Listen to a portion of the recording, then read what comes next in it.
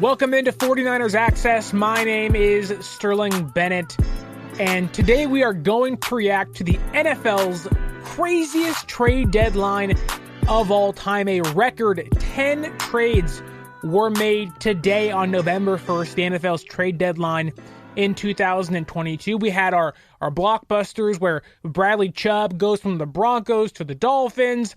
We also had our maybe under the radar TJ Hawkinson to the Vikings. There was, again, 10 trades, and that was only 2 of them. But the one that pertains to the San Francisco 49ers is one that I think many fans, at least myself, said, I'm not too sure about that. And that is with the San Francisco 49ers trading Jeff Wilson Jr. to the Miami Dolphins, reuniting him with Mike McDaniel, Raheem Mostert, Trent Sherfield, River Craycraft. It feels like the Miami Dolphins should be called the Miami Niners, but Jeff Wilson Jr. goes to the Dolphins for a 5th-round pick in 2023. And look, I didn't think this move should have been made. I personally thought that Jeff Wilson Jr. was too valuable to the offense. Now, of course, he's not Deebo Samuel. He's not Christian McCaffrey. He's not Elijah Mitchell. He's not Kittle and Ayuk. We all know that stuff, right? But I do think that having someone in your backfield that can at least be able to stop the bleeding if things go awry, that's very valuable to me. Because me and you know that the Niners running back room has had plenty, and I mean plenty, of injuries. And even this year alone, Elijah Mitchell hasn't played since week 1, and he got hurt in the first half. And Elijah Mitchell, and I harped on it the entire training camp and preseason. I said, look, Mitchell worries me. He was hurt a ton last year. He missed 6 games last year. Now he's hurt again this year. He was hurt all training camp, all preseason. Like, I was at training camp almost every single week. I did not see him take 1 snap. Now, again, it's not like he's not doing drills, but Elijah Mitchell wasn't on the field until week 1. It was, we'll hope he's healthy for week 1, and then he is, and then he gets hurt again. So he misses 6 games last year, and now he is scheduled to return, hopefully, against the Chargers after the bye week, but he's already missed, I guess, 7.5 games this year. There's injury concerns there, and look, Christian McCaffrey, despite many of his injuries coming in 2020 and 2021, but he's missed 23 games the past 2 seasons. Now, again, he's been healthy all year. This year, knock on wood, that remains to be the case, but it's not like the Niners running back room hasn't had, its fair share of injuries, and it's not like now they're relying on 2 guys who have had, I guess, serious injury history. Now, the hope is that McCaffrey's injuries are behind him, right? He missed no games in 2017, 2018, 2019. That's when he was the All-Pro, the Pro Bowler. But as soon as 2020 hit, now again, we all know what 2020 was like for us. Health was a major issue that year, right? But I'm just not on board with San Francisco, I guess you could say gambling, risking, because San Francisco has put themselves in a position where if McCaffrey goes down, again, knock on wood, then you have Mitchell. Well, it's not like Mitchell has been reliant on his health or has been reliable with how healthy he's been. You want him to be the bell cow, but he's not shown you the ability to be healthy for 16, 17 games a season. And you have someone like Jeff Wilson Jr., who, again, has had his same injury or has had injury history of his own. Like, Jeff Wilson was in the locker room and stood up and tore his meniscus. Like, it's not like he hasn't been hurt. But knowing that this team has lost Mostert, lost Mitchell, McCaffrey's injury history, Matt Breida's injury history, the list goes on and on and on. Like, Michael Hasty, like, I can name you every Tevin Coleman. Like, I can keep going here, right? And I'm just not a fan of trading away a running back that is averaging 5 yards a carry And as someone that, despite what some could say a fumble issue, happened twice this year, he's actually been reliable the majority of his time in San Francisco. His first year, 2018, 4 yards a carry. 2019, 3.9 yards, basically 4 yards a carry. 2020, almost 5 yards a carry. 2021, 3.7 yards a carry. And this year, 5 yards a carry. Again, I understand the upside, right? Because in return, you get a 5th-round pick, and you trade away Jeff Wilson Jr., who, again, undrafted free agent, right? And you got him on the last year of his contract, $1 million. That's off the book now. You get a 5th-round pick in return, and your running back room is now Mitchell, McCaffrey, Jordan Mason, Ty Davis-Price, and potentially Tevin Coleman if they choose to use him off the practice squad. So I do understand that San Francisco essentially turned an undrafted player into a 5th-round pick, which is the same round they drafted George Kittle, Dre Greenlaw, and beyond that, DJ Jones. Like, I can go on and on and on. Everyone they've hit on, Juwan Jennings, from the 5th round and beyond. But I guess my concern is we know what this offense can and can't do when the running game doesn't work. We've seen it this year alone. Now, and that's not even predicated on how good Garoppolo is, because Garoppolo was good against the Falcons. No running game essentially equals no win for San Francisco, outside of the few games here and there. And if you're banking on McCaffrey and Mitchell being healthy, which the past 2 years they have shown not to be, like, there is no promise Elijah Mitchell comes back and he's 100%. You can hope so. You can hope he's fresh legs, but you don't know. Even Ty Davis-Price, he had a high ankle sprain this year. There are legitimate things or legitimate injury concerns and history in this running back room, and that includes Jeff Wilson himself, that makes me skeptical of the deal. Now, to give this a positive spin, because I'm not trying to be negative, you got a 5th-round pick for a guy who's on last year of his deal, who you signed as an undrafted free agent in 2018. Like, just saying that without context is a victory. It's a win. Like, how can you not be happy about that?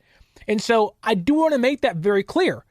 I am happy that San Francisco got themselves a 5th-round pick for a player who was going to be their 3rd-string running back, a player who, after seeing McCaffrey and knowing Mitchell was coming back, said, I would like to be an integral part of the roster, part of the rotation, and was kind of told, no, like, you are going to be running back number 3.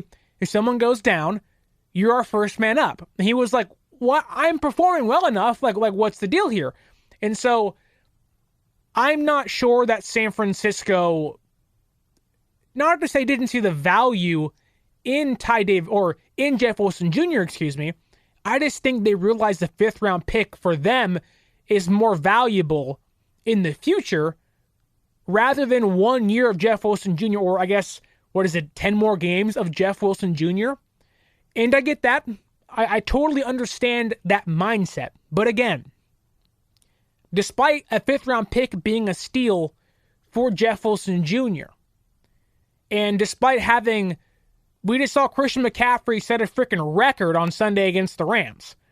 And despite having a running back right now this year alone in McCaffrey, who's averaging 4.7 yards a carry, has 3 touchdowns with San Francisco, someone who we've already seen how he can be utilized in the offense without Deebo Samuel on the field, without Kyle Juszczyk on the field. Like, there is something to be said of that. This Niners team is not healthy yet and are getting back Deebo Samuel, arguably their best offensive player, and getting back Elijah Mitchell, who he was your running back 1 coming into this year. So they have now 2 running back 1s and their number 1 offensive weapon in Deebo Samuel coming back. Like, that's nothing to be, shy about. That's happening. And so, again, I get all that stuff. Like, the upside has never been higher for an offense under Kyle Shanahan in San Francisco.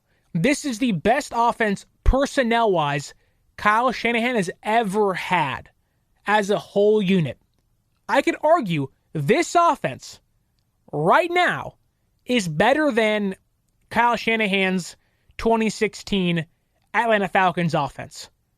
That's despite having Julio Jones, despite having Mohamed Sanu in his prime, despite having Matt Ryan in his prime and Tevin Coleman. Like, this offense here, and I can argue this offense right now, personnel-wise, on paper, is the best offense in football. Better than Dallas, than the Raiders, than the Eagles. Like, George Kittle, I've said plenty of times, George Kittle, top 5 tight end. Deebo Samuel, top 10 receiver. Brandon Ayuk, up-and-coming former first-round pick. Trent Williams, the best left tackle in football. Aaron Banks, playing like a top 10 offensive guard in football. Christian McCaffrey, one of the best weapons in the NFL. And you're getting back Elijah Mitchell, who, last year, 4.7 yards a carry, almost 1,000 yards, 5 touchdowns. Like, you're getting back your running back one, who's only 24 years old, and McCaffrey, who's only 26. But there just is this side of me where this is not a trade like the McCaffrey one, where I said a lot of the injuries were in the past. And it seems like this year he's, not to be redundant, but he's past them, right? Where the injuries might be something of history. They are in the past. With Jeff Wilson Jr., you trading him away, this is a trade where it's not like McCaffrey, where I said that's an instant win. You now, like, the upside is endless. With this Jeff Wilson trade, despite you getting something back I think no one thought you ever would have for him in a 5th-round pick, this trade is something where I need to see, I guess, the outcome to say that's a win. Because it's not like Jeff Wilson was invaluable. Jeff Wilson Jr. was your running back one the majority of the year that Elijah Mitchell hasn't played. And Jeff Wilson Jr. this year has been pretty darn good. Against Seattle, 4.6 yards a carry. Against Denver, despite the loss and despite the fumble, 6 yards a carry. Against the Rams the first time, 4.1 yards a carry. Against Carolina, 7 yards a carry, 120 yards. It's not like he's been bad. And I think we will never know what that 5th-round pick becomes until the draft. And I could argue that we won't even know what that 5th-round pick will be until 2-3 years down the line. They may never even use that 5th-round pick. And if that's the case, whatever. But you knew what you had in Jeff Wilson Jr. Now, again, he is not McCaffrey or Mitchell or Deebo. He's not a top-tier guy. But he's someone you can count on. He's someone that you can look at and say, okay, you played 10 games in 2019. He was running back number 4 in 2019 and played 10 games. 2020, played 12 games. 2021, 9 games, and this year had played every single game. I'm just not a fan of trading someone at a position that you have had the worst luck at. I mean, how many running backs has Shanahan gone through since being here? McKinnon, his injury history, Breida, Trey Sermon, Ty Davis-Price, Raheem Mostert, Carlos Hyde, now Mitchell, McCaffrey, Jordan Mason, now Jeff Wilson Jr. It's feel like it's been like 15 running backs that have seen snaps. And you have a guy in Jeff Wilson Jr. that's been here, knows the system, knows the offense, and is shown to be, again, not a top-tier guy, but a valuable asset. And I'm just not someone who's willing to trade or I guess is on board with trading valuable assets. Because I have it right here in front of me. Christian McCaffrey, 84% chance of injury this year. 84% chance he misses at least 2 quarters this year. McCaffrey has a 10.2% chance of injury per game, according to Draft Sharks. That's not good. Elijah Mitchell, who has been hurt so much on this list, he doesn't even have stats or percentages on the website. But I can tell you now he's had 1, 2, 3, 4, 5, 6, 7 injuries. And 3 of them have held him out of multiple games. And you have someone who has shown you that in the case of emergency, he can step in and be your number 1 running back, at least for a short period of time. Like, let me ask you a question. And I think I know the answer to it now, but hypothetically, again, you can't play the what-if game because it'll eat you alive, right? But hypothetically, what if I told you that Christian McCaffrey gets hurt against the Chargers? Boom. Down for 5 weeks. Okay? Mitchell is now in. And then you have Ty Davis-Price, who is a big question mark. Jordan Mason. And now you're sitting there thinking, oh, well, Mitchell's a good running back. We have him. Cool. It's fine. When, we have someone that can actually be as effective or close to as effective as McCaffrey on the ground, at least, not through the air, with Mitchell. Okay, fine. What if Mitchell gets hurt? Now, I'm not saying every team should have, 3 deep running back rooms, but that's something San Francisco had that most teams don't have. A team like the Bills were like, hey, we got Singletary, and that's it. Cook's not playing well. Let's trade for Nyheim Hines. There are plenty of teams out there looking for serviceable running backs.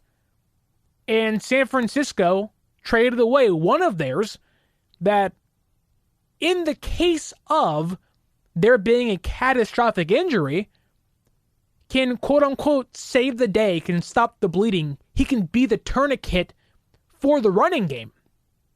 And I do think that this move of trading Jeff Wilson Jr. was a vote of confidence for Elijah Mitchell to get healthy. He's currently on IR. Moving Wilson likely means that he's going to come off IR. They're going to activate him. They lose no roster spot, and they gain a 5th-round pick. All of that sounds completely logical in what this team is doing. I get every single piece of it. This is not I disagree with the trade. I'm just gonna need an answer. Or I guess I'm not willing to wait for the answer because I knew what you had in Jeff Wilson Jr., and I think he can benefit you even if he leaves in free agency, which he likely was going to do. I think having Jeff Wilson Jr. on this team this year would benefit you more than that 5th-round pick might in 2 years. Obviously, that 5th-round pick could be a superstar. It can be the next George Kittle, the next DJ Jones. It can be the next, Brandon Ayuk, whatever. But it's not like San Francisco hasn't shown the ability or hasn't shown the willingness to let 5th-round picks walk.